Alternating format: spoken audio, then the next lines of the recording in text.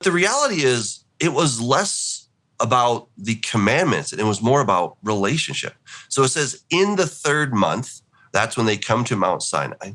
And, God says, I want to take you to be my special possession, my special treasure above all the peoples of the earth. So that's in Exodus 19 that God says that. And then we have Exodus 20 through 24 is kind of the giving of the ketubah. Okay, so the ketubah is that marriage contract with its various obligations and responsibilities. And, God is saying, okay, here's the ketubah. And then we get to 24 and it says, all that the Lord has said we will do, right? And that's when they ratify it. So this is a marriage ceremony that's happening. The cloud over the mountain, that's the chuppah. There's all this stuff that is going on because God and Israel are entering into a marriage contract. That's what Shavuot is all about. And that's why it's so significant. He says, now wait in Jerusalem until the Holy Spirit comes upon you.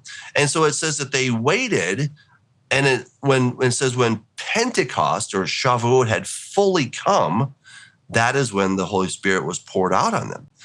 Because that is when the new covenant was formally initiated, just like it had happened at Mount Sinai when you had the original covenant that was given, the old covenant, that old marriage contract was established at Mount Sinai, which ended in divorce.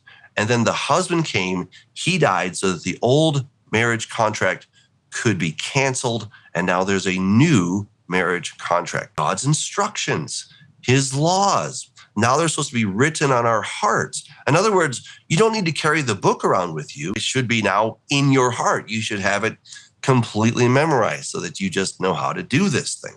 And that's the same thing with God's instructions. We don't have to look to the outer book. I mean, sometimes we need a little refresher, but the idea is that they should now be inside you so that you're living these principles each and every day.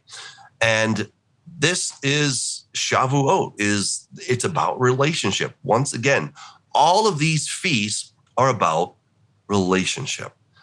They're not about, well, I have to do this and God's going to be angry at me if I don't do this, that, and the other. Well, it's a relationship.